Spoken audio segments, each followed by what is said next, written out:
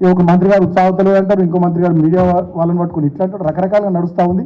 ఈ అహంకార ధోరణులు బంద్ చేసుకోవాలని చెప్పి నేను ముఖ్యమంత్రిని కోరుతా ఉన్నా, మంత్రుల్ని కోరుతా ఉన్నా.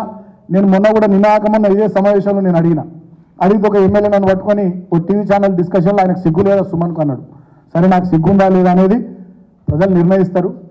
సరే, మంచి మీకు అధికారం ఉన్నది కాబట్టి ఎట్లా పడితే అట్లా నోటికి ఎంత వస్తుందో మాట్లాడుతున్నారు, నో ప్రాబ్లం. కానీ నేను మళ్ళీ ప్రజల తరపున అడుగుతా ఉన్నా ఈ మీడియా సమావేశం ద్వారా, రైతు బంధు డబ్బుల కోసం 7,700 కోట్ల రూపాయలు రాష్ట్ర ప్రభుత్వం ఖజానాలో ఉంచింది మేము దిగిపోయేటప్పుడు. ఇప్పటి వరకు రైతు బంధు పథకం కింద 6-7 ఎకరాలకు మేము పైసలు వేసేది మా ప్రభుత్వం ఉన్నవాడు. కనీసం ఇప్పుడు ఎకరం లోపల కూడా రైతులకు రైతు బంధు పైసలు వల్లే. మరి వాళ్ళ సోషల్ మీడియాలో నడుస్తూ ఉన్నది ఒకటి, నేను మొన్న కూడా గుర్తు చేసి నీళ్ళ గుర్తు చేస్తూ ఉన్నా. రైతు బంధు పైసలు ఈ 1,000 కోట్ల రూపాయలు రైతుల ఖాతాల్లోకి రాలే, కానీ revenue minister company Raghava constructions ఖాతాలోకి పోయినాయి అని చెప్పి సోషల్ మీడియాలో జోకులు నడుస్తున్నాయి. మరి అది నిజమా కాదా? ఆ పైసలు నిజంగా రాఘవ కన్స్ట్రక్షన్స్కి పోయినాయా? మీ కాంగ్రెస్ పార్టీలకు సంబంధించి ఇంకెవరన్నా కంపెనీలకు పోయినాయా? మీ కాంగ్రెస్ పార్టీ ఎన్నికలకు నిధులు సమకూర్చిన వాళ్ళ కంపెనీలకు పోయినాయా? లేకపోతే మీరు ఢిల్లీకి కప్పం కట్టడానికి ఇంకెవరి కంపెనీలకన్నా ఈ డబ్బులు ట్రాన్స్ఫర్ చేసిరా? మరి రైతులకు ఎందుకు ఇవ్వాలి మీరు పైసలు? సమాధానం చెప్పాల్సినటువంటి అవసరం ఉంది. మొన్న శ్వేతపత్రం అని రాష్ట్ర ఆర్థిక పరిస్థితి మీద కానీ విద్యుత్ రంగ స్థితి మీద కానీ మీరు శ్వేతపత్రాలు విడుదల చేశారు. ఇవాళ మేము అడుగుతా ఉన్నాం, రైతులకు ఇప్పటి వరకు ఎన్ని లక్షల మంది రైతుల ఖాతాల్లో ఎన్ని డబ్బులు జమ చేసిరు? వివరాలు ఇవ్వండి కదా, ఎందుకు ఇస్తలేరు? ఇప్పటి వరకు ఈ జనవరి నెలలో ఇప్పటి వరకు ఎంతమంది ఉద్యోగుల ఖాతాల్లో ఎన్ని డబ్బులు వేసిరు, ఎంతమందికి జీతాలు వేసిరు? వివరాలు ఇవ్వండి కదా.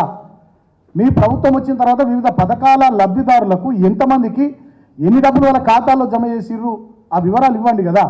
శ్వేతపత్రాల పేరిట మీద రాష్ట్ర ఆర్థిక స్థితి మీద రాష్ట్ర విద్యుత్ రంగ స్థితి మీద పేపర్లు రిలీజ్ చేసినటువంటి మీరు ఈ వివరాలు ఎందుకు విడుదల చేస్తలేరు? డబ్బులు ఏమైతే ఉన్నాయి?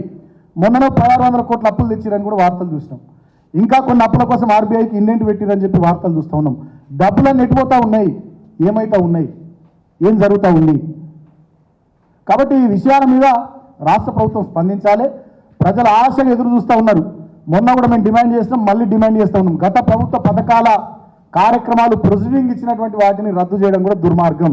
అది దళిత బంధు అయినా, అది గృహలక్ష్మి అయినా, 2వ విడత గొర్రెల పంపిణీ యూనిట్లైనా పాపం వాళ్ళు డీడీలు కట్టుకున్నారు మా యాదవ్ సోదరులు, వాళ్ళని రద్దు చేస్తున్నారు.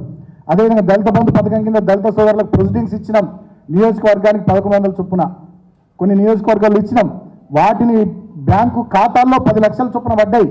వాటిని ఫ్రీజ్ చేసినట్టు తెలుస్తూ ఉంది. ఎన్నికల సందర్భంలో మీరు ఏం చెప్పారు? 10 లక్షలు కాదు, ఇంకొక 2 లక్షలు అదనంగా కలిపి 12 లక్షలు ఇస్తామని చెప్పారు. అంటే అది మోసపు మాటనే కదా. ఇక దీన్ని బట్టి అర్థమవుతా ఉంది.